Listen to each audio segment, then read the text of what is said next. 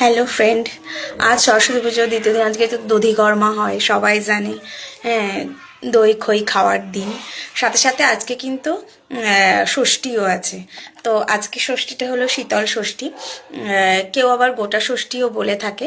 তা আজকের দিনে জানেন তো, এই যে ষষ্ঠী নিয়ে অনেক কথা আছে না, যে ষষ্ঠী অনেকে কুসংস্কার, অনেকে এই জেনারেশন মানতে চায় না। তবে তাদের জন্যই এই বার্তাটা। অ্যাকচুয়ালি ষষ্ঠীর ভেতরে অনেক কারণ থাকে, অনেক রিজন থাকে, যেগুলো মানুষের শরীরকে অনেক বুস্ট করে। মহিলাদের জন্য যে মহিলাদের যে ষষ্ঠীটা করে, অনেক সময় গারুর ডাল যেটা হয়, বা এক এক টা মানুষ, এক এক দেশের মানুষ এক একটা ভাবে পালন করে থাকে। তখনও একটা সিজন থেকে আরেকটা সিজনে আমরা যাই, সেই সবজি শাক বলুন, যেমন 14 শাক খাওয়ার রীতি আছে কালী পুজোর সময়, আগের দিন। তো সেই এর কারণগুলো একটাই, যে মানুষকে ভেতর থেকে অনেক স্ট্রং করে, তার পাওয়ারটা, ভেতরের পাওয়ারটা অনেক সময় শারীরিকভাবে বাড়ানোর চেষ্টা করে। মহিলাদের বলুন, বাড়ির বাচ্চা, সকল সংসারের সবার জন্য এই ষষ্ঠীটা সাধারণত মহিলারা সন্তানদের ভালোর জন্য করে থাকে, সংসার সন্তানের ভালোর জন্য, আর নিজেরও শারীরিকভাবে অনেক সুস্থতা এর থেকে পাওয়া যায়।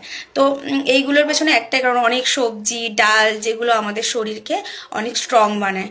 যেটা আমাদের নতুন একটা যেটা সিজনটা চেঞ্জ হয়, সেই সিজনের সাথে আমরা যাতে মানিয়ে নিতে পারি শারীরিকভাবে মানসিকভাবে, তার জন্যই এই জিনিসগুলো কিন্তু বানানো হয়েছে। এর ভিতরে কিন্তু বৈজ্ঞানসম্মত অনেক কারণ আছে।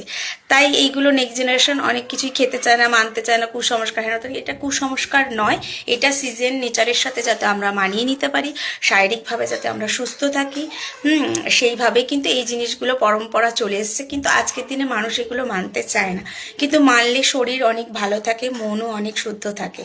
তাই গোটা ষষ্ঠী আমার বাড়িতেও আছে, আপনাদের বাড়ি কার কার আছে অবশ্যই জানাবেন। কারা কারা গোটা ষষ্ঠী বা শীতল ষষ্ঠী খেয়ে থাকে। আজকের দিনে পাখার বাতাস, দই, এগুলো সবই সবই পেছনে একটা সায়েন্টিফিক কারণ থাকে, যার জন্য মানুষ এগুলো, তখনকার দিনের মানুষ কিন্তু অনেক কিছু এগুলো কারণ দিয়ে তৈরি করেছিলেন, যে এগুলো পালতেন, যার ফলে তারা কিন্তু অনেকভাবে সুস্থ ছিলেন। আজকের দিনে মানুষ এত অসুস্থ হবার একটাই কারণ, মানুষ কিছুই মানতে চায় না। তো সিজনের সাথে এগুলো একটু একটু করে মানা উচিত। নেক্সট জেনারেশনরা অবশ্যই এগুলো মানবে, আমি আশা করি।